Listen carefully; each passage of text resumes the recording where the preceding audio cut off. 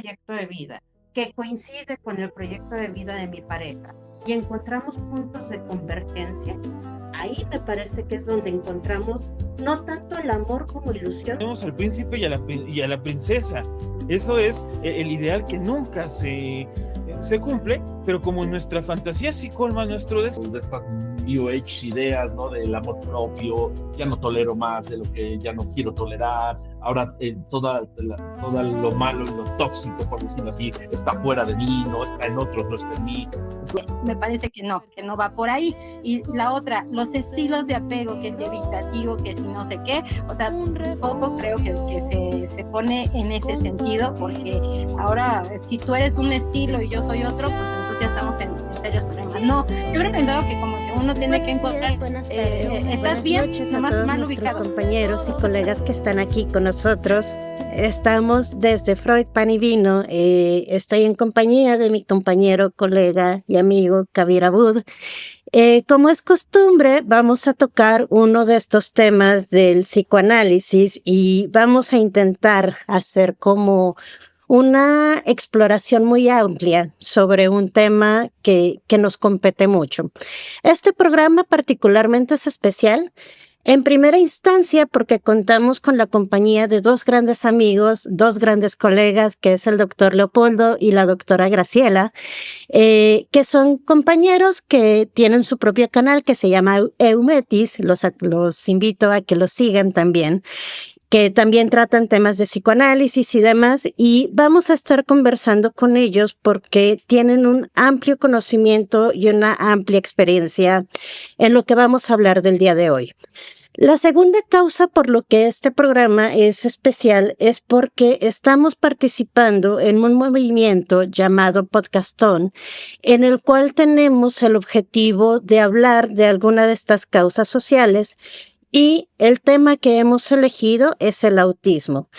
Hemos elegido este tema para las personas que ya nos conocen y nos han seguido desde hace un tiempo. Saben que mi compañero Kabir tiene una hija con este diagnóstico. Graciela tiene una amplia experiencia trabajando con estos temas y bueno, Leopoldo es también un experto en toda esta cuestión del psicoanálisis. Estamos muy honrados de estar con ellos el día de hoy y esperamos que esto resulte bastante interesante para todos nuestros escuchas. Leopoldo, buenos días. ¿Cómo estás? ¿Qué tal, Ari? ¿Cómo estás? Buenos días. Pues muy contento de estar aquí con ustedes compartiendo, como bien dices, un tema súper importante, ¿no? Y abordar desde el psicoanálisis todo lo que podemos hablar de un tema relevante como es el espectro autista y, bueno, pues buscar aportar un poquito a través del conocimiento, la teoría psicoanalítica, abordajes para el apoyo de los desafíos, ¿no? Que representa para una familia con un miembro de espectro autista, pues encontrar respuestas, soluciones y abordajes de cómo poder justamente tratar este tipo de temas, reiterando, con la delicadeza también que requiere, ¿no? Que requiere este asunto y este tema, ¿no? Bueno, ¿qué te parece si comenzamos entonces esta discusión hablando un poco de cómo entendemos el autismo? Voy a atreverme a iniciar en este background médico que también nuestros escuchas conocen, con esta parte definitoria del DSM, pues finalmente es algo que tenemos que tocar, porque es parte del estándar de la salud mental y a partir de ahí vamos a comenzar esta discusión que se pone bien sabrosa. Entonces, el DSM lo coloca como un trastorno del neurodesarrollo, caracterizado finalmente por déficits persistentes en la comunicación e interacción social en múltiples contextos y patrones restrictivos y repetitivos de comportamiento, intereses y actividades. Y lo que dice el DSM es que estos síntomas pueden estar presentes en todo el desarrollo, pero se pueden manifestar de manera más importante en la primera infancia y pues esto va a poder dificultar un poco como todas estas cuestiones de integración en la sociedad y demás. Y nos habla de un espectro porque finalmente tenemos personas que tienen síntomas un poco más leves, síntomas un poco más graves. Sin embargo, va a haber como algunos parámetros, vamos a ponerlo así, ya que el diagnóstico generalmente desde el área médica pues tiende a ser un poco más clínico. Actualmente, desafortunadamente, todavía no hay un estudio puntual que nos diga que alguien es autista, ¿no? Más bien se basa como en esta observación de esa dificultad para convivir con los otros, el uso de los gestos, las expresiones, no hay este desarrollo de las relaciones apropiadas y algunos usos repetitivos del lenguaje con intereses también como restringivos. ¿Estarías de acuerdo con esta definición, Leopoldo, tal cual como la estoy poniendo? Mira, yo creo que hablar de una definición es complejo y sobre todo cuando no hemos encontrado causas 100% biologicistas. O sea, realmente hoy no hay un estudio, ¿no? No hay un neuroestudio que nos diga que efectivamente que el inicio o los principios del espectro autista tienen que ver con un tema degenerativo de nuestro cerebro, ¿no? Entonces, eso nos da pie para poder observarlo, para poder abordarlo, quizás también desde otras áreas, buscando, reitero, pues no sé si las causas, pero sí el entendimiento de qué es lo que pasa cuando una persona puede presentar síntomas del espectro autista, ¿no? Entonces, muchas veces desde el psicoanálisis defendemos esta idea de que el síntoma lo que nos va a hacer es mostrarnos una defensa frente a algo, y entonces en esta defensa, pues vamos a ir desarrollando ciertas cosas que nos van indicando que hay un conflicto no resuelto. Y eso es lo que desde el psicoanálisis creo que tenemos que abordar y tenemos que entender, ¿no? Pero entonces, por lo que estás diciendo, desde el lado del psicoanálisis podríamos entenderlo no tanto como una especie de déficit, sino más bien como una diferencia del cómo estamos hablando de este sujeto y cómo está depositado en el mundo, dado que finalmente para el psicoanálisis lacaniano es el lenguaje, como esa forma en la que interactuamos y en las que también como que se va conformando nuestra psique, pero no podemos negar que estas personas que tienen este tipo de diagnósticos, pues también están depositados en el mundo, solamente que hay como una especie de diferencia en cómo se enlazan con esos grandes otros que para el neurótico va a ser esta entidad castigadora, persecutoria y demás. Y de alguna forma también el autismo como una forma de protección ante algo que se siente abrumador, quizás algo que de pronto lo hace sentir en mucho riesgo, de tal suerte que prefiere mejor cerrar como prácticamente todas las puertas, y la tarea del psicoanálisis sería intentar ver hasta dónde se pueden abrir, más allá de buscar una curación, ¿no? Sí, no sé si podamos hablar de curación, reitero. Podríamos hablar de acompañamiento, ¿no? Entendimiento de las causas que puedan originar desde toda la teoría que tenemos, ¿no? Aquí inevitablemente nos tendríamos que ir directamente a postulados como el que hizo Mahler, ¿no? Que ya lo hablaba en psicosis infantil y otros temas, ¿no? Habló específicamente, ¿no? de temas de autismo. O podríamos ir, ¿no? A incluso, ¿no? postulados más modernos como los de Adegrin, la madre muerta, por ejemplo, ¿no? Que nos van a llevar a hacer un entendimiento de cómo es que un individuo, un sujeto, va a generar este tipo de defensas frente, como dices, ¿no? Frente a un medio sumamente amenazante, y desde dónde va a percibirse a sí mismo frente a ese medio de amenazante. Y que nos pueden dar un entendimiento de quizás por qué un individuo puede estar mostrando esta sintomatología, ¿no? Reitero, ya lo vamos a hablar incluso más adelante cuando la doctora Graciela nos hable que está en la práctica, ¿no? Está en la práctica constante de personas con el espectro autista, y que, pues, cómo se puede entrelazar, reitero, la teoría psicoanalítica para poder ponerle práctica y saber cómo también puede apoyar a las personas desde este lugar, ¿no? Quiero empezar a apretar aquí un poquito las tuercas, porque yo he pensado mucho en todo esto y yo no estoy completamente segura de que estemos ante una estructura de psicosis.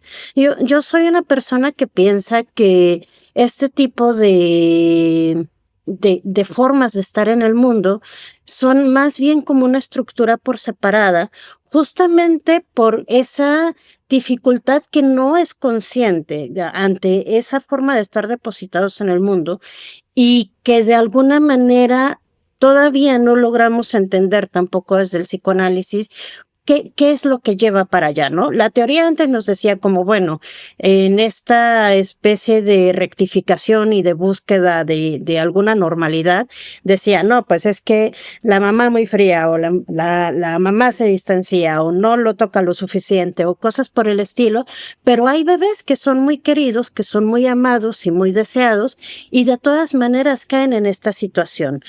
En ese sentido, y creo que nos estamos acercando ya al grueso del tema, del debate como tal, pensar como en una cuestión de la psicosis, estaríamos hablando como en un tiempo un poco más allá del tiempo del complejo de Edipo, porque justamente la psicosis ocurre porque el nombre del padre no entra al tiempo, al que debe entrar para causar la castración. Y no me parece que sea ahí justamente donde se produce tal cual como todo este cierre ante el mundo exterior. Lo pienso muy desde Winnicott, muy desde el espacio transicional y muy de los objetos transicionales, que a lo mejor fueron objetos que, a pesar de que en la forma literal no eran agresivos, pero sí se sentían un tanto abrumadores y que ocasionan como esos cierres. Entonces, no estoy segura de que sea una psicosis. ¿Tú qué piensas ahí con respecto a eso? No, totalmente de acuerdo. O sea, y qué bueno que tocas el tema. Yo abordé esta forma, ¿no?, de asumirlo desde lo que hoy dice la teoría y teóricos que ya han hablado de ello.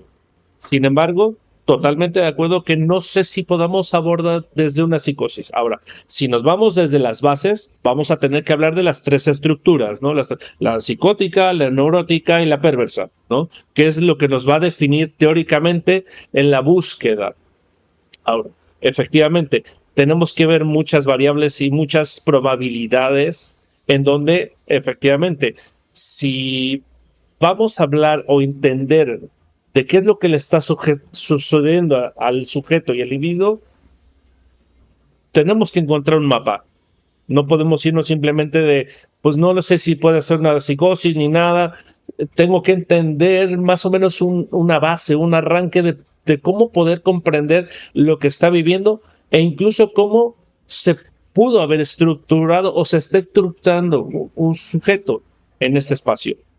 Así que, una vez más, reitero, sí, totalmente de acuerdo. No sé si lo podemos ver con la psicosis. Hay muchas vertientes como tal. Sin embargo, estos estudios de los que hablo, ¿no?, reitero, y me voy otra vez a citar, no citar, sino a referirme a Mahler, lo abordan desde este lugar porque nos va a dar bases de quizás cómo justamente en una etapa predípica, ¿no?, el infante va a comenzar a percibir esta separación.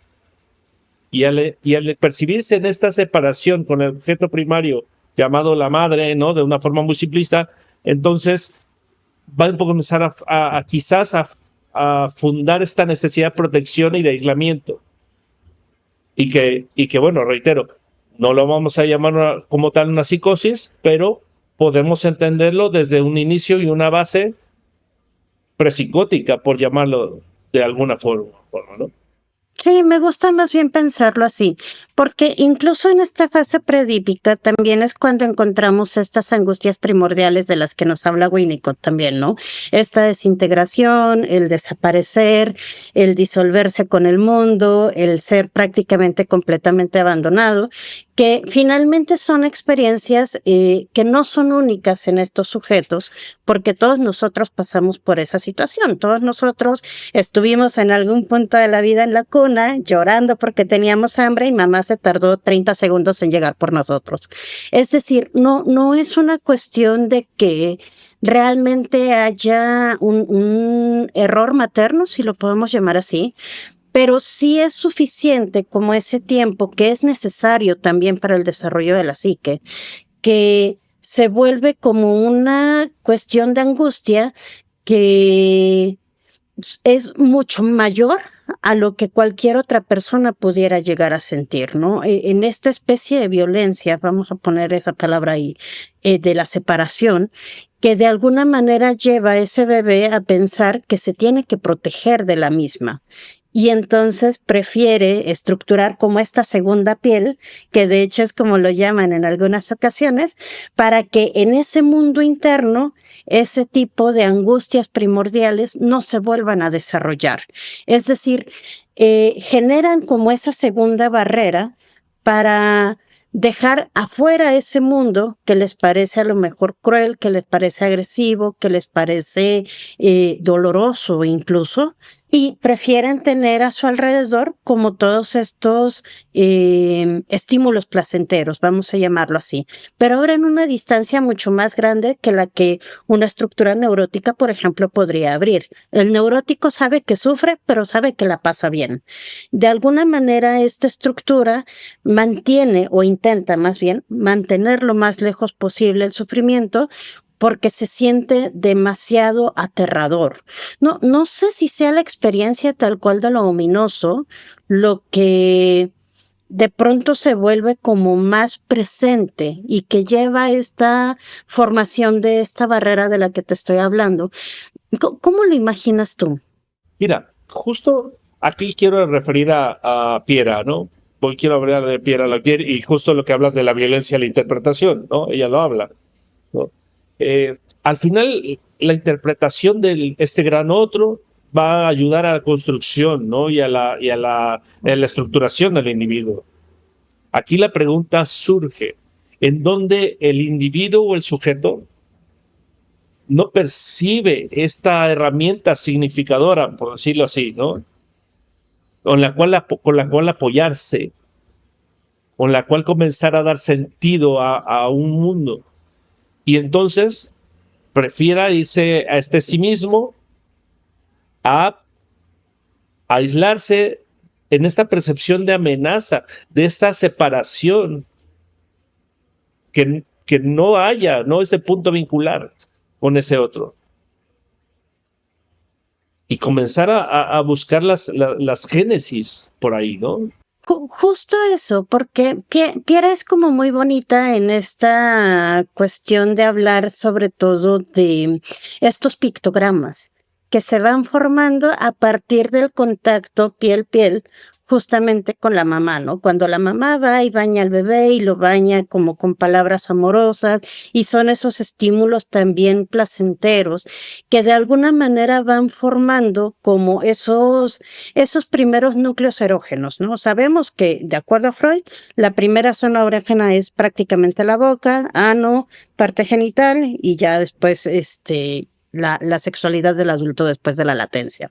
Piera nos retrasa un poquito antes y nos dice que también la piel puede ser erogenizada y que de hecho es a partir de esas primeras experiencias de amor que nosotros vamos vinculando esas sensaciones hacia el placer. Y también nos habla del pictograma negativo, donde de alguna manera aquellos estímulos que pueden ser mucho más fuertes o desagradables por la intensidad o lo que sea, pueden dejar también estragos de cuestiones angustiantes, dolorosas, etcétera, ¿no? Y antes de eso también Piera nos dice, es que el bebé va a llorar de una forma Y la mamá se va a equivocar en algunas ocasiones porque la mamá es falible como todos nosotros, pero en la mayoría de los casos va a acertar en lo que necesita ese bebé para poder como darle justamente lo que está pidiendo. Si tiene hambre, le doy leche. Si tiene ganas de ir al baño, lo cambio. Si tiene dolor, le hago masajito en la panza. ¿Me explico? En ese sentido, lo curioso de esto es que justo llegamos como a ese punto de que es una configuración de dos. De alguna forma, y lamentablemente los bebés no hablan tanto cuando recién nacemos, pero no nos podemos, y quizás esa es una de las preguntas muy del sujeto. ¿Por qué cuando recibe estos estímulos negativos propios de este baño de palabras, de pronto decide cerrar las puertas? Yo creo que incluso si lo pensáramos muy literal, podríamos pensarlo en el adulto que acaba de pasar por una decepción amorosa. Dice, no, ya no quiero amar más, ya no quiero a nadie, ya no quiero conocer a nadie más, me voy a quedar sola y me voy a comprar 20 perros y 6 gatos. No sé si sea algo parecido en el sentido defensivo o si vaya más a fondo. ¿Tú compartes esto? ¿Qué piensas? Sí, perdón, es que veo que Juan José tiene la mano levantada, no sé si quiera decirnos algo. Dale, Juan. Perdón, ya me tengo que meter por ciertas cuestiones que sí me gustaría poner ya sobre la mesa. No, primero que no creo que el psicoanálisis pueda o tenga como alcance descubrir las causas del trastorno autista, que habría que empezar por analizar conceptos, porque se habla de un espectro de toda una serie de diferencias. Ningún autista es igual a otro, y en este sentido conceptualmente ya tiene muchos problemas. Lo tiene incluso también vivencialmente, cuando cuente mi experiencia, que esto sí creo que sea con los papás.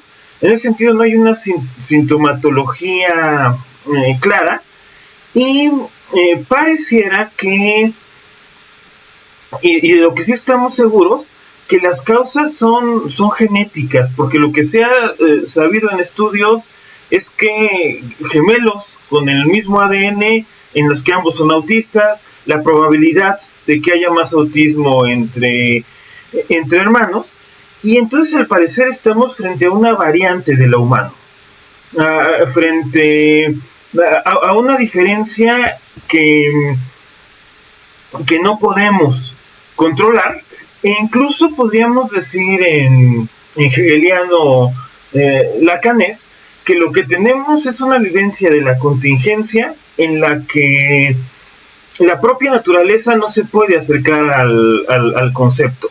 Esto es como vivimos lo humano. Ninguno de nosotros se acerca a los ideales. No, de ninguna manera. Ningún hombre encarna el ideal de hombre, ninguna mujer, que ni siquiera existe ese ideal, no es el del incompleto del no todo, va a encarnar a la mujer. Lo que creo que puede hacer el psicoanálisis, cuidando también muchos conceptos, porque cuando hablábamos de psicosis y si esa estructura, el autismo y la psicosis se alejan o se diferencian, es tener mucho cuidado en no hacer de la psicosis una especie de modo asiático de producción, ¿no? Que para Marx era, los modos de producción son el comunismo primitivo, esclavismo, feudalismo, capitalismo, socialismo, y todo lo que no encajaba en su esquema, pues es el modo asiático de producción. Cuidarnos de que la psicosis no sea todo aquello que no es neurótico, ¿no? Ahí Lacan lo trata precisamente, es donde no... es cuando no existe la instalación del nombre del padre, ¿no? Donde se forcluye esta cuestión de la diferencia y no logra que el yo cuaje del todo. En este sentido creo que el psicoanálisis, más que poder nombrar una causa, que además no creo que esté en el ambiente del sujeto autista, sino en la manera en cómo la naturaleza va creando diferencias, ¿no? Que no hay ideas, ¿no? Como en Platón, sino que lo que viene con Darwin es que el platonismo no puede existir, porque no es que tendamos a la idea del hombre, del caballo, del cualquier cosa, como decía, sino que no hay ideas, sino que la naturaleza va ahí creando mediante ensayo y error, y tiene toda una serie de bifurcaciones en donde la vida no pega, en que si bien tiene este espacio como biológico en el que no tenemos competencia, sí preguntarnos qué está pasando a nivel de lo simbólico en el sujeto, lo simbólico y de lo imaginario, ¿no? Porque lo que tenemos con el autismo es mucho una presencia de lo real, en el sentido lacaniano, precisamente lo que era esto que digo, lo que no alcanza el concepto de la naturaleza. Y parece ser que lo que sucede a nivel del estudio del espejo es que el otro con mayúscula no se instala de manera satisfactoria en la psique del sujeto, y entonces lo que hay es un problema para leer al otro. No conocemos sus emociones, no hay manera de querer agradarlo, de no querer que haya desagrado. No se lleva a nivel mínimo, porque eso sería imposible y estaría a un nivel animal. Finalmente se visten, acaban controlando esfínteres en la mayoría de los casos, avisando, etcétera. Pero sí esta cuestión de poder actuar como los demás, ¿no? Creo que es ahí donde está el escollo, el obstáculo del sujeto en el autismo, ya refiriéndonos al psicoanálisis. Solamente como para puntualizar, porque en el área médica la parte genética no se considera todavía como tal la causa, porque hay más de 102 genes que han sido como localizados para la causa del autismo. Y en ese sentido, pues podemos hablar de traslocaciones y cosas así que cualquiera de nosotros tiene, y ninguno de nosotros es como tal autista. Pensemos, por ejemplo, en estos diagnósticos del síndrome de Down, que está muy claro que es en trisomía 21. El autismo no tiene eso. Y estaba buscando también, como parte de esto que comentabas de los gemelos, pero resulta ser que en los gemelos que son idénticos, solamente el 60% de los gemelos idénticos, los dos tienen autismo, lo cual como que rompe también un poquito de eso, en el sentido de que no solo es esta cuestión genética. Eso es lo que lo hace tan difícil, y me parece que es donde también justamente entran estas partes del psicoanálisis como la materia propia para entrarle al sujeto, para entrarle como no a esta especie correctiva, justo lo que hablaba con Leopoldo hace un momento, sí, de la curación, y justo para que de alguna manera eso que quedó como rezagado, que justo es esa introducción del otro, pueda intentar integrarse, ¿no? Sin que necesariamente eso implique que estemos buscando una especie de normalización. Que sí, totalmente. A ver, de una vez, y aclarando esto, justo al principio yo decía esto, yo creo que no es área del psicoanálisis entender las causas, porque no estamos hablando del entendimiento de causas, ¿no? Hoy podemos saber desde efectivamente lo genético, que en lo genético hay cargas, ¿no? Yo no soy experta en genética ni mucho menos, pero sé que efectivamente en la carga genética tenemos información, esto está claro, ¿no? Y hay muchos estudios que nos han hablado que muchas veces también la interpretación del individuo, por decirlo de una forma muy simple, es aquello que detona que se va a abrir de esa bóveda de información genética. Eso sí también lo podemos saber, ¿no?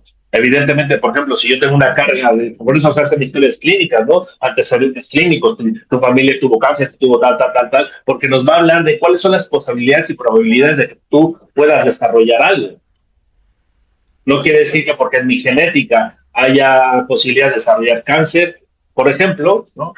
Voy a terminar desarrollándolo. Hay una llave que abre ese canal, ¿no? Entonces, justo lo que decíamos al principio, creo que el psicoanálisis lo que aporta es el entendimiento de un contexto que puede ayudar al individuo o no a poder manejarse frente a la sintomatología del espectro autista y sobre todo también el entorno que lo rodea, ¿no? Todo el aporte teórico tiene que ver con justamente eso, como hablan, ¿no? ¿Cómo al final el sujeto, el individuo, no va a crear esta conexión con ese gran otro que por tanto le va a dar un sentido al mundo y por tanto también se va a llevar a ese ensimismamiento complejo? Y que creo que es lo que debemos buscar, ¿no? Entendimiento más no búsqueda de causa. Entendimiento de apoyo más no una solución al problema.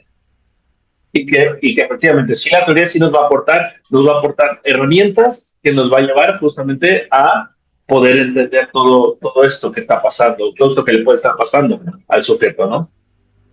Creo que entonces estamos llegando para escuchar a Graciela, que me estoy muriendo de ganas, porque estoy segura que en este punto tienes un montón que ofrecer. Gracias. Buenos días. Háblanos. Hola, muy buenos días. ¿Ahí me escucha bien? Sí, perfecto. Pues sí, yo también tengo muchas ganas de decir muchas cosas porque este tema es súper interesante, pero también muy controversial.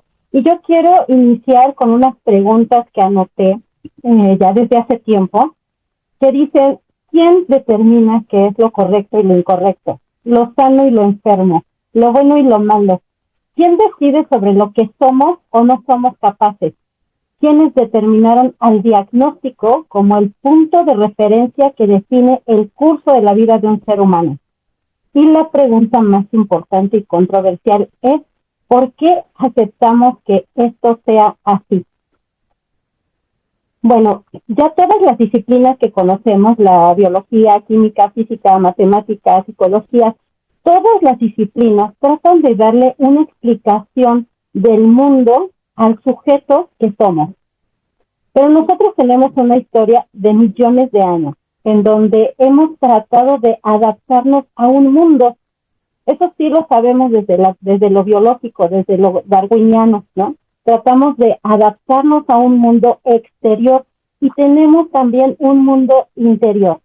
Entonces, ahora que yo les estoy escuchando en esta súper riquísima discusión teórica sobre qué es lo que nos deja el psicoanálisis y qué no nos da el psicoanálisis, bueno, desde la práctica como analista con este tipo de pacientes, ¿no? que tienen alguna condición, y no solamente la autista, sino como aquellas otras que conocemos más comunes, como déficit de atención, hiperactividad, o rezago escolar incluso, que parece no entrar dentro del rubro de la clínica, pero que tiene que ver con una historia de cómo se ha desarrollado el individuo.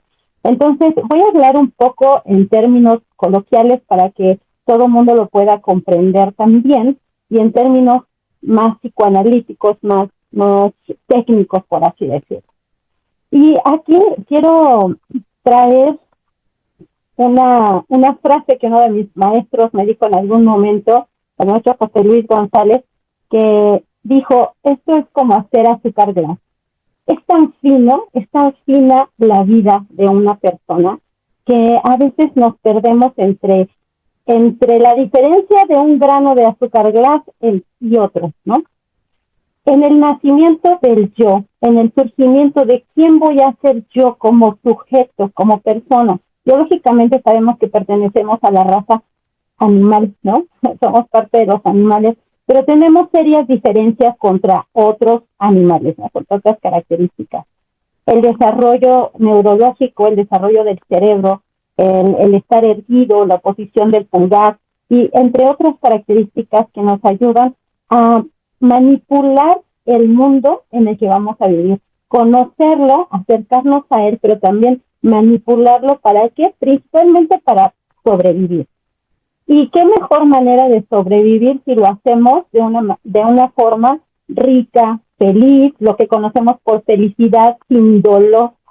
Pero desafortunadamente o afortunadamente, como lo queramos ver, el mundo nos antepone estas dos posturas. El dolor, que sería como una parte constante de sufrimiento, y el placer, que sería también una parte constante de goce.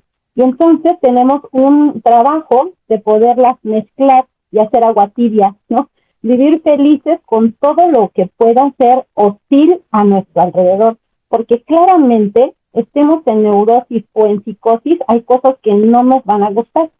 Y aquí también quiero traer a la mesa algo que en algún momento platiqué con el doctor Leopoldo, y él me decía de una manera muy bonita, en que tendríamos que quitarle lo malo que la psicosis nos trae por la palabra en sí misma, tendríamos que quitarle lo malo, porque en realidad la psicosis no es mala, ¿no?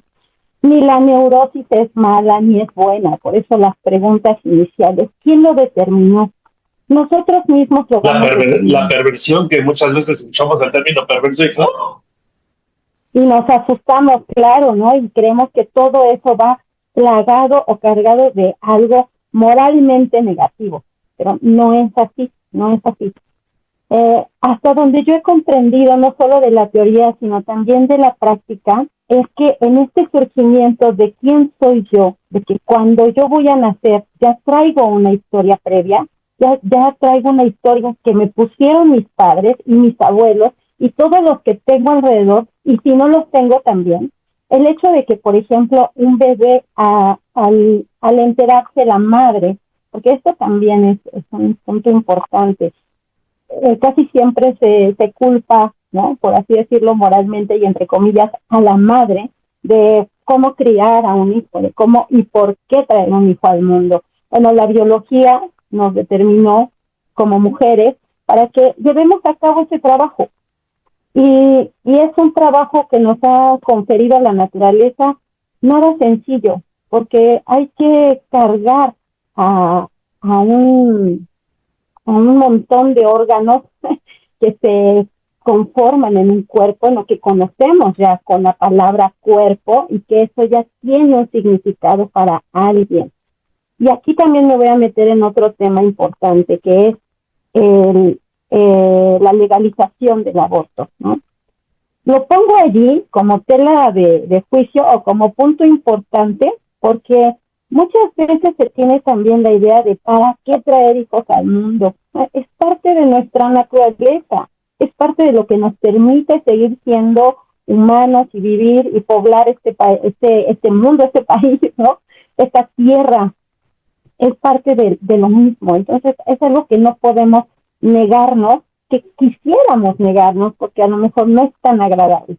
Entonces, vuelvo al punto de cuando un bebé va a nacer, cuando la mamá se entera que está embarazada, allí ya tiene escrita una historia y se mezclan un montón de cosas que puedan no ser agradables para la misma madre. Porque sea primeriza, porque ya sea el quinto, porque incluso ya son más de 10 hijos, y por experiencia lo digo también, en donde un embarazo pueda ser muy pesado para una madre, ¿no? Entonces, no importa el número de hijos que sea, es lo que la madre también está viviendo en ese momento. No solamente la parte social que empuja a que los padres se conviertan en eso, ¿no?, la parte social, sino también lo que en la psiquis de la madre se ha conformado, cómo fue su vida, cómo la ha sobrellevado, porque eso también le va a permitir poderle dar o no dar a ese hijo un espacio, un tiempo, un lugar para que se dé.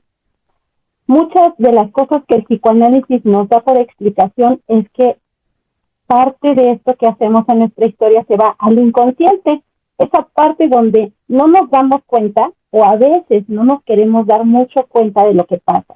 No nos queremos dar mucho cuenta porque hay dolor, porque hay sufrimiento y lo queremos evitar. Eso también nos lo dijo el psicoanálisis, nos lo dijo Freud, ¿no? Entonces, cuando va a gestarse esta pequeña vida, pensamos en la madre, pero hay otro elemento importante, que es el padre, aquel que puso también la semillita para que este ser humano viva, ¿no?, para que tenga vida. ¿Y qué es lo que le pasa a la madre si ese padre se va, por ejemplo? Y no me refiero a lo físico, se puede ir físicamente y bueno, pues igual te consigues otro, pero cuando se va psíquicamente, que quiero decir que allí está presente, pero no hace nada por aportar algo a la madre. Esto lo dijo Winnicott, ¿no? La función paterna, que no solo es la que establece la ley, sino también la que contiene a la madre, la que le permite también darle soporte a esa madre en compañía de ese hijo. Entonces, este papá también está siendo parte de la historia y de la vida de ese ser humano. Cuando hablamos de estas condiciones que conocemos con el nombre de autismo, hablamos de una historia en donde todavía el sujeto no es sujeto. Ahí se ha construido. Chiara Olañer también nos da ese contexto en esta explicación de la violencia de la interpretación, o también el intérprete en busca de sentido, si no mal recuerdo, en este libro también habla sobre esta parte de cómo se gesta, de cómo la mamá considera a ese nuevo ser para su nueva vida, ¿no? Porque ahora, ustedes hablaban de algo también muy, muy lindo, que decían que era una configuración de dos. Efectivamente, son dos, pero en algún momento son uno, como lo menciona Mahler, ¿no? Ya lo decía el doctor Leopoldo. Entonces, en esta simbiosis real, porque está el bebé dentro del cuerpo de la madre, también se juega el cuerpo de la misma madre transformado, porque en algún momento va a tener que atravesar un duelo, la pérdida de ese bebé que estuvo dentro de su cuerpo 9 meses al menos, ¿no? 36, 37 semanas se espera. Entonces, se tiene que separar del cuerpo. Eso es algo natural. Pero algo interesante que traigo a la mesa que explica Margaret Mahler es esa separación psíquica. Y aquí se mezclan muchos teóricos para poder decir en qué momento se gesta esta situación. Bueno, pues sabemos que el surgimiento del yo principalmente se da ante la falta de la presencia de un deseo, de algo, ¿no? Un algo que está pidiendo ese bebé que acaba de nacer, que se está incorporando a un nuevo mundo, ¿no? Que está adaptándose a un nuevo mundo. En ese pequeño momento, que es imperceptible, por eso recupero lo del azúcar glass, es imperceptible cuando los símbolos pueden entrar en el sujeto. Y entonces, lo que hace este sujeto es poder sobrellevar la vida como la está entendiendo en ese momento. Y puede ser que algunas cosas tan pequeñas, tan minuciosas, le hayan causado tanto dolor, sufrimiento, desde cómo lo percibe, porque eso como un proceso psicológico, la percepción, el poder interpretar el mundo del exterior, cómo está introduciéndose en esto que es corporal, que se está construyendo apenas, eso lo hace poner una serie de defensas, ¿no? Porque también hay un mundo interno que resolver. Este bebé tiene hambre, tiene frío, tiene sed, tiene sueño, tiene ganas de hacer del baño, de defecar, y entonces también lo tiene que resolver porque tiene sensaciones internas. Ahora imagínense, en un bebé que no conoce el mundo al que viene, que no sabe ni para qué vino, ni qué le significa a sus padres, poder hacer esa interacción entre el mundo interno y externo, ahí está lo complejo. Ahí podría yo decir que se comienza a gestar no solamente el autismo como una parte que el psicoanálisis expone desde la psicosis, ¿no? Sino también las neurosis, es decir, todo aquello que entendemos como una falta. Ahora, lo voy a poner en una analogía. Puede ser que yo tenga unos zapatos nuevos, ¿sí? Y que por alguna razón se les haya roto una parte de la suela y tenga un hoyito, ¿no? Y entonces un neurótico anda con su zapatito medio roto, pero anda bien. Sí le causa un cierto dolor, pero ahí anda. Conforme ese zapato no se va reparando, que es lo que nos diría Klein, ¿no? El poder ir reparando todas estas destrucciones, todas estas faltas, irlas acomodando en un lugar. Si no la reparamos, ese hoyo se va a hacer más grande. Uh-huh. Y entonces al hacerse más grande va a haber más sufrimiento y no voy a saber cómo repararlo si no tengo las herramientas, si no tengo alrededor algo que me aporte para poderlo rellenar, entonces eso va a crecer. Y podríamos decir que eso es la psicosis, un agujero en el zapato que causa mucho dolor, que no sé cómo rellenarlo, que no sé cómo resolver, que no sé cómo repararlo, y que así voy a andar con mi zapato roto. Entonces voy a reaccionar ante todos los estímulos que me atraviesen esa suela, ¿no? Voy a reaccionar ante ellos. Para esto hay varias características. Entonces decía Juan José algo también muy interesante. Ningún sujeto que le han dicho que tenga esta condición es igual, pero al mismo tiempo también comparten algunas similitudes. Por eso es que la gente ha tratado de clasificarlos y ponerlos en un lugar. Me parece que quieres participar, Ariana. Adelante. No, más bien quiero aprovechar también para empezar a hacer como ese entrecruce con lo que Juan nos pueda compartir desde su experiencia. ¿Qué nos puedes compartir alrededor de lo que Gras nos acaba de contar? Te agradezco, Graciela, mucho lo que dices, porque además creo que ahí está el espíritu psicoanalítico de la escucha, de la singularidad, de esta manera de entender diferente que tiene que ver con el amor, y no esta idea de la ciencia todavía medio decimonónica de el objeto está por un lado y el sujeto que conoce del otro, sino de realmente un involucramiento como es esta realidad de la transferencia. Y precisamente yo del autismo solo puedo hablar también de ese con ese involucramiento porque soy papá de una niña autista, de Sophie de 12 años. También soy papá de Laila de 10 años, ella sí es neurotípica. Así es que puede establecerse esa diferencia porque las fronteras son siempre muy difusas, aunque pues sí, evidentemente se puede decir que Laila va a tener mucho más herramientas para evitar enfrentarse con la vida de las que Sophie tendrá, ya que a sus 12 años todavía no habla. Yo no sé si es incluso un reto que nos está presentando como humanidad ahora que la medicina ha avanzado mucho y a veces pienso que incluso el aumento de este tipo de casos tiene que ver con que ahora salvamos a muchos niños, ¿no?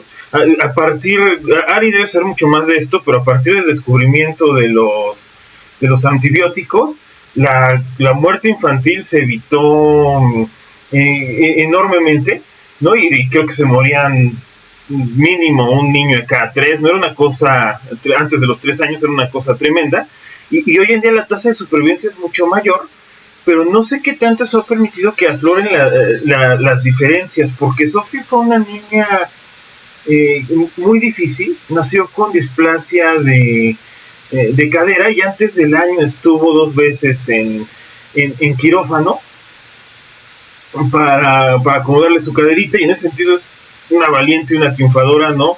O sea, recuerdo todavía ahorita, sí, de 1 año de edad y con su férula estuvo como 6 meses, como la mitad de ese primer año de vida sin poderse mover bien, y la manera en que se reía, en que todavía disfrutaba, creo que es un ejemplo para todos nosotros.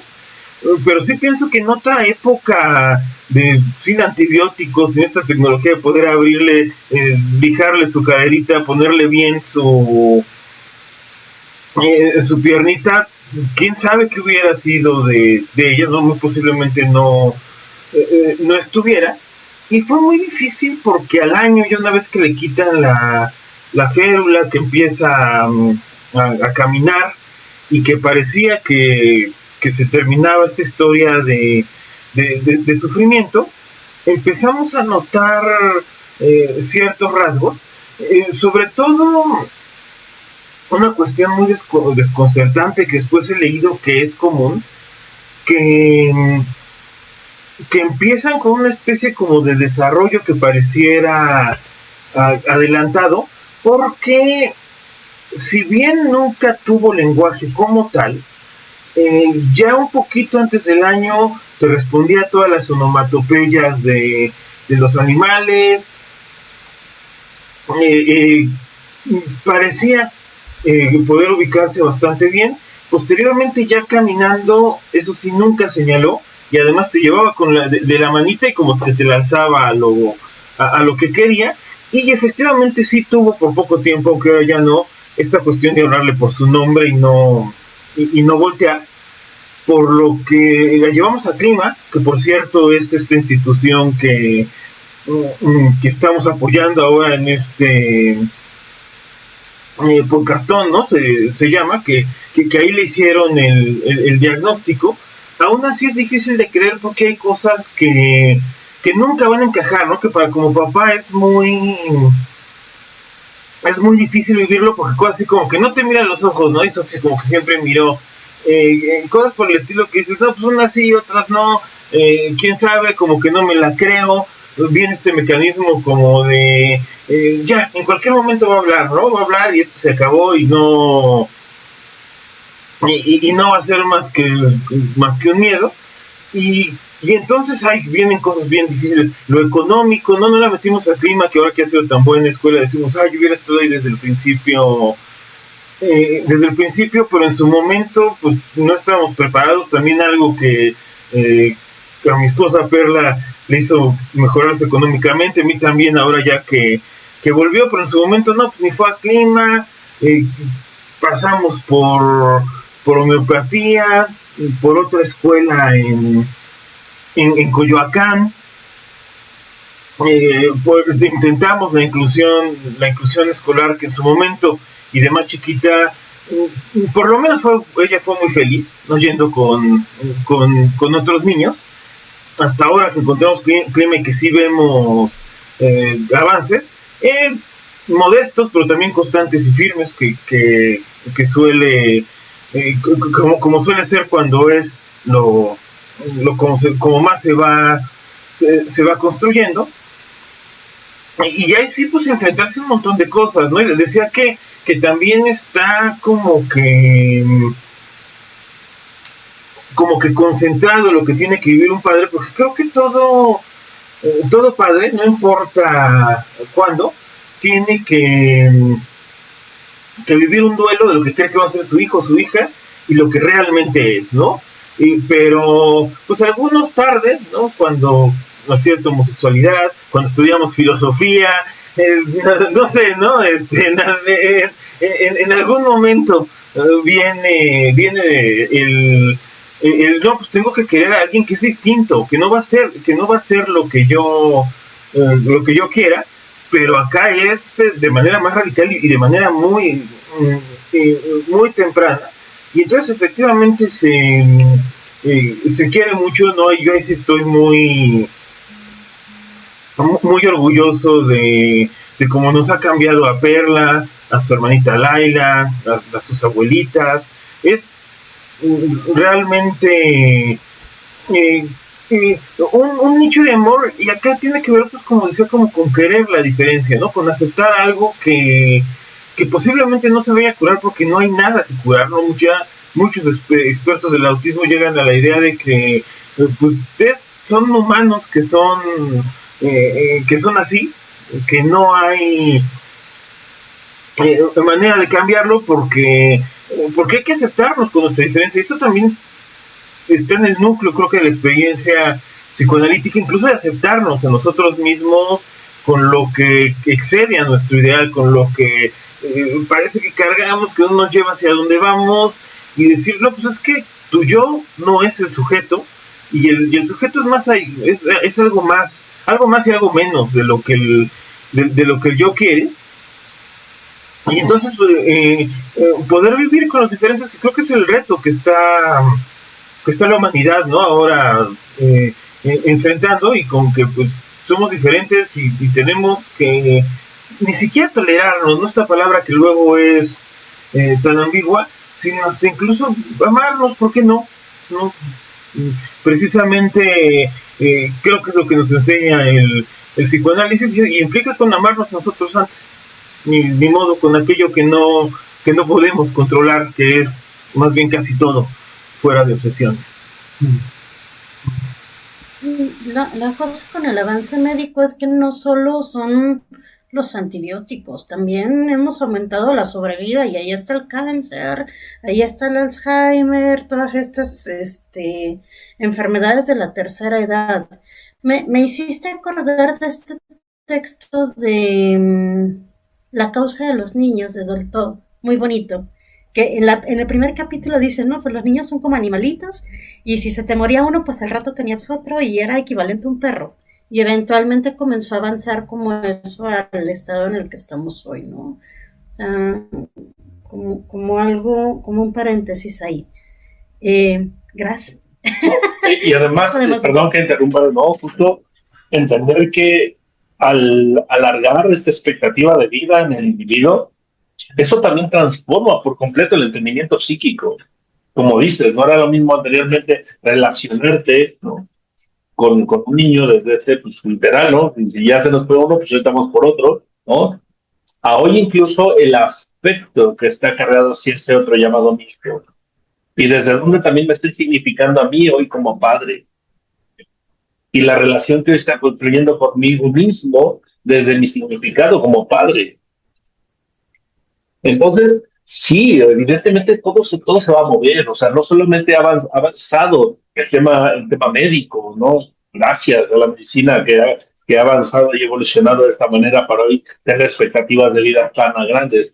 Aquí la pregunta es también cómo nosotros, que somos los que podemos estudiar la evolución psíquica, pues también estamos haciendo nuestra chamba y nuestra parte para enfrentarnos a justamente estos desafíos que hoy nos pone al frente de la vida, como dices, dice Juanjo, esto que no podemos controlar, pero que sí podemos estudiar, sí podemos entender. Donde reitero, como decíamos, y me voy a regresar al principio, no vamos a quizás buscar las causas ni decir nosotros vamos a ser los aclaradores de las causas, pero sí vamos a tener un entendimiento, una óptica distinta que va a aportar un algo para justamente sobrellevarnos, ¿no? Sobrellevarnos en esta ola que se llama vivir con los desafíos que ello implican. Y bueno, yo quiero agradecerte, Juan José, con esta experiencia de vida que nos compartes, porque es una situación muy personal, muy íntima y que tal vez muchas personas no puedan comprender la dimensión de lo que es vivir con estas dos diferencias en personalidades, ¿no? De tu padre e hija. Pero fíjate que lo que quiero recuperar es justamente lo que vengo hablando de la historia, cómo tu pequeña, acabando de llegar al mundo, se tiene que enfrentar a su salud, ¿no? Y tratar de resolverla. Y ella no sabe qué es lo que le estaba pasando. Entonces, dibujar el cuerpo, allí hay esto que dice dibujarse el cuerpo, como lo dice Dolto también, ¿no? Y como en general el psicoanálisis lo ha mencionado, ponerle un nombre, un significado, una razón de ser, cómo se juega en tu hija, ¿no? Desde que nace, porque su cuerpo viene ya con una necesidad de acomodarse de alguna manera, ¿no?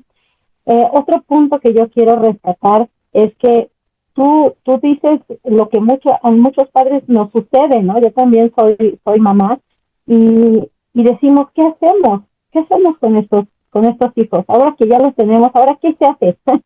¿No? Sabemos socialmente qué más o menos hacer, pero realmente en el día a día, en las 24 horas, en el segundo a segundo que vivimos y que tenemos ahí al bebé a un lado y no sabemos qué hacer, no sabemos qué cuidarle, no sabemos qué significa su llanto, no sabemos qué pasa, por qué se mueve tanto, o no sabemos absolutamente nada, ¿no? Y ya nuestra naturaleza nos ha dado una información que traemos filogenéticamente ya predeterminadas de alguna manera, pero aún así caben dudas. Y entonces, ¿qué es lo que haces? Te acercas a aquellas personas que tú consideraste que te podían dar una respuesta. La primera fue el médico, ¿no? Porque te la llevaste a un hospital para que le arreglaran el cuerpecito que traía ahí con algo, ¿no? No le quiero poner un nombre porque en realidad no tendría un nombre, pero te la llevaste y te ayudaron a entender qué le estaba pasando y a solucionarlo. Y luego fuiste a buscar a otras personas. Y esto le pasa a todos los papás, ¿no? Van a buscar y a veces lo terrible de la vida es que no encuentres a las personas que te orienten adecuadamente. Es tirarse un volado para saber con quién y a qué y qué hacer, ¿no? Entonces, esta parte de la historia de tu pequeña, y bueno, de los 4, porque aunque tu segunda hija llegó después, también se ve introducida en la historia de la hermana, ¿no? Porque ahora no solo hay que descubrir su propia historia, sino también la de su hermana y la de sus papás, siendo papás segundos y papás primerizos y papás, hijos de otros padres, ¿no? Entonces, todas las historias se mezclan ahí, ¿no? Entonces es muy rico y muy importante lo que tú nos comentas de algo que mencionaste también que quiero traer aquí es el lenguaje que no tiene que ver exactamente con la palabra hablada, ¿no? Con hablar. Algo dijiste como que a pesar de que no habla, ¿no? Y luego dijiste lenguaje, entendía las onomatopeyas, pero bueno, sabemos que el lenguaje es riquísimo en diversos niveles, no solamente en la palabra. Ahora tu niña tiene palabras en su interior, por eso comprende qué es lo que decimos los demás, ¿no? Y a veces se los pongo a los papás para que podamos comprenderlo en términos de idiomas, ¿no? Si nosotros hablamos español y nos vamos a Alemania y no hablamos alemán, pues tenemos que interactuar con el otro. ¿Y cómo le hacemos si no sabemos ni una palabra, cómo pronunciarla? Pues señas, ¿no? Lo mismo que hacen estos chicos. Entonces, quizás en lo que nos dice Piera Olaña también en la violencia en la interpretación es ponerle, ¿no? al hijo como poquito de violencia, por así decirlo, de obligarnos, ¿no? A hacer, a movernos, a decir las cosas de una forma. Lo vemos cuando tratamos de enseñarle a los hijos, ¿no? Que cómo se habla y se dice papá, y a ver, fíjate, mira mi boca, ¿no? Y hablamos de estadio del espejo, en donde el otro sujeto es el espejo, no el aparato, donde nos vemos todas las mañanas para peinarnos. Pero bueno, se traslada, ¿no? Después al aparato espejo. Entonces, bueno, esta parte donde probablemente en la historia de tu pequeña no era importante la palabra al inicio de su vida, era importante su salud para que ella sobreviviera y estuviera bien. Y allí es donde a veces también hay una diferencia entre lo que no se le dio y lo que se le dio. No, es que se le dio, a todos los bebés se les da lo que los papás consideramos en su momento que es necesario para que viva bien, desde donde lo percibimos nosotros. Si eso ayudó o no ayudó, o como lo quieran llamar, eso es punto y aparte.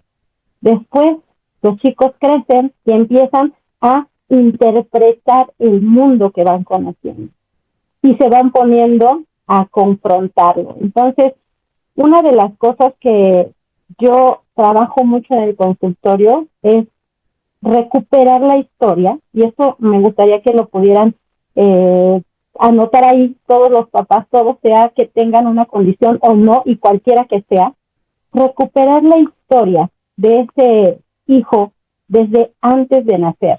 Incluso a veces algunas historias que se construyen desde que los padres se conocieron. Y es un punto ciego, o sea, es un punto en el que la gente no va, ¿no? Pero la verdad es que esa historia enriquece mucho a este pequeño, ¿no? A poderle poner en el lugar, ¿por qué estás aquí? ¿Cómo llegaste? Y ahora, ¿qué va a ser de tu vida en adelante? Uh-huh. Hay personas que te quieren, que te miran, que te piensan, ¿no? Hacerles saber que eso está dentro de su historia. Entonces es recuperar la historia de este niño, de este sujeto, desde antes del nacimiento. Y después sí buscar este acompañamiento para reescribir esta historia, reinterpretarla, que esto es algo que hacía Melanie Klein con estos chicos, ¿no? Con situaciones graves, era interpretar el mundo como lo estaban proyectando, y que ella más o menos entendía lo que por aquí adentro podía estar pasando, hacía esas interpretaciones que tal vez para algunos puedan parecer salvajes, pero que le daban un sentido a ese pequeño, una simbolización de aquello que no habían podido simbolizar. Entonces es regresarse y volver a reescribir y a revivir esos momentos. Eso lo hacemos todo el tiempo. Eso lo hacemos todo el tiempo. Uh-huh. Todos tratamos de recuperar nuestra historia, irnos al pasado y entender por qué nos pasó, por qué somos como somos, por qué nos duele lo que nos duele, ¿no? Y esto que parece una queja constante para un neurótico, imagínense para alguien que está con un dolor mucho más abierto, ¿no? Que podríamos, ya decía yo, entenderlo como la psicosis, un dolor mucho más grande. Ahora, otro de los puntos importantes que hay en estas condiciones, ¿no? O en esta condición que le llamamos autismo, es que tratamos de responder al mundo de una manera como nos ha servido, pero no es la única. Eso también nos pasa a los neuróticos o neurotípicos, ¿no? El nombre que quieran. Tratamos de confrontar y resolver el mundo de esa forma porque de esa forma nos sirvió. Pero hay miles de formas. Entonces, por ejemplo, un chico que se tapa los oídos porque no quiere estar escuchando las palabras que dicen afuera porque puedan ser molestas, ¿no? Entonces entenderíamos que se tapa los oídos porque le está pasando eso. Pero ¿de qué otra manera podría resolver si no puede desaparecer el sonido? Uh-huh. ¿De qué otra manera puede mandar un mensaje si no puede atravesar la palabra, digamos, ¿no? Entonces, ahí hay muchos elementos que trabajar para que pueda encontrar nuevas soluciones de confrontar al mundo. Y yo me he encontrado en la clínica con esta situación, ¿no? Que hay una repetición, esto que se conoce como ecolalia, que es una repetición para poder comprender la palabra, ¿no?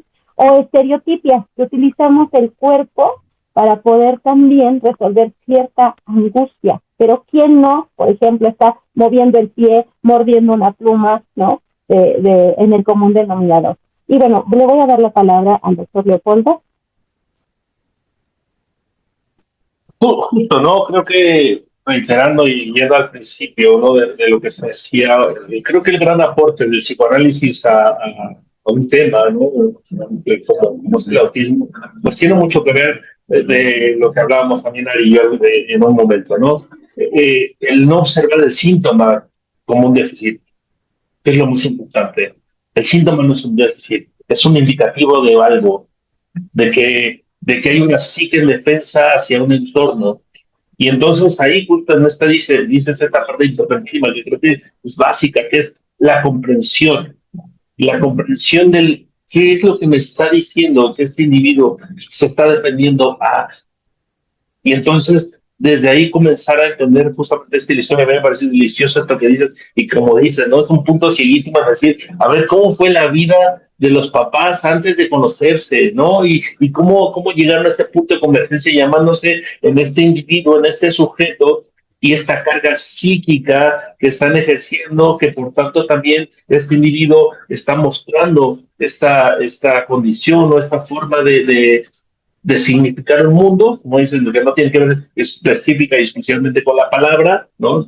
Como tal, sino con el lenguaje que ya está inscribiendo y está dándole un sentido a la vivencia, ¿no? Y creo que, y eso es lo que a mí me apasiona tanto el psicoanálisis, ¿no? Eso es lo que a mí de verdad, dirían los chavos ahora, me maman el psicoanálisis, ¿no? El poder justo llegar a estos entendimientos tan profundos de qué es lo que el individuo está viviendo, que por tanto está presentando y se está manifestando como se manifiesta. Y ahí es donde reitero, ¿no? Va mi comentario dirigido. El psicoanálisis, eso es lo que nos enriquece, o lo que nos aporta, o lo que nos apoya, más allá de buscar causas, ¿no? Desde la teoría psicoanalítica, sino realmente la teoría lo que nos ayuda es, vamos a entender al sujeto, vamos a comprenderlo, vamos a ver, vamos a crear esta dimensión psíquica que hoy lo sostiene y que por tanto, pues en este insight que va a crear, ¿no? Se darse cuenta del por qué quizás vive lo que vive, pues entonces se podrá acompañar mejor frente a ese medio desafiante que, como dice,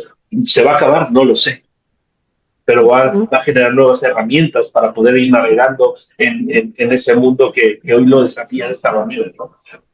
Claro, y en este punto ciego es donde los padres también van al análisis, a su propio análisis, para poder descubrir su propia historia y saber qué es lo que sucedió, darse una explicación del por qué las cosas están como están, y que también se den cuenta que no están haciendo algo malo, que no se equivocaron, ¿no? Y vuelvo a traer la pregunta, ¿quién dice que está bien o que está mal, ¿no? He escuchado historias de muchas mamás que no les han ayudado a comprender cómo amamantar a sus bebés, ¿no? Lo diría, yo misma lo viví, ¿no? No sabía cómo amamantar a mi primer hijo, ¿no?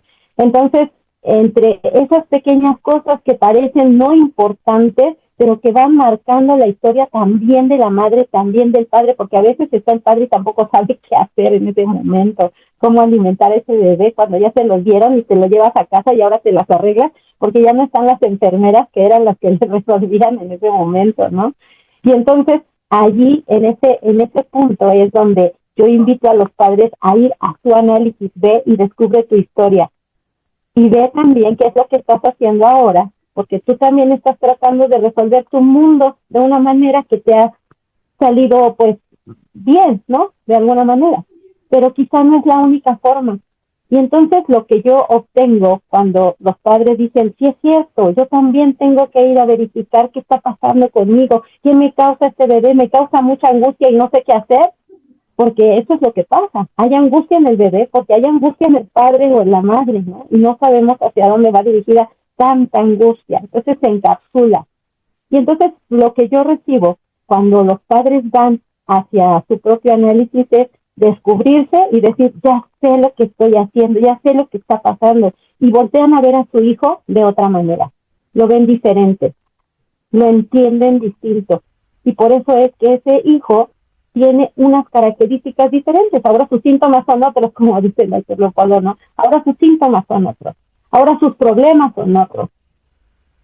Y entonces se va solucionando. Aquello que había parecido como un diagnóstico de algo va desapareciendo. ¿Por qué? Porque este chico está teniendo recursos distintos para enfrentar el día a día. Bueno, no sé si quieran comentar algo hasta aquí, los demás. Más bien agradecerles a los dos por este espacio. Yo creo que fue bastante enriquecedor. Agradecer, bueno, también al Podcastón que nos da la oportunidad de reunirnos y de poder hablar estos temas bien interesantes. Yo me quedo con ganas de seguir hablando. Juan. A Clima, ¿no? A Clínica Mexicana de Autismo. También. También su labor, y ojalá nos puedan apoyar con donaciones. Ahí en la descripción de este podcast dejaré los canales de nuestros amigos que nos acompañaron el día de hoy y también de la asociación, por si a alguien le interesa como explorar un poquito más de esto. Y pues muchas gracias por la atención, muchas gracias por escucharnos. Gracias, Leopoldo, Kabir. Gracias. ¿Cómo ya nos vamos? Sí, ya nos vamos. Ya. Vamos a hacer una segunda edición, tenemos que hacerla, chicos. Me sumo, sí. Me sumo yo también. Falta muchísimo por almorzar y hablar. Bueno, hasta luego, que tengan un excelente día. Hasta luego. Gracias a todos. Gracias, muy buen día.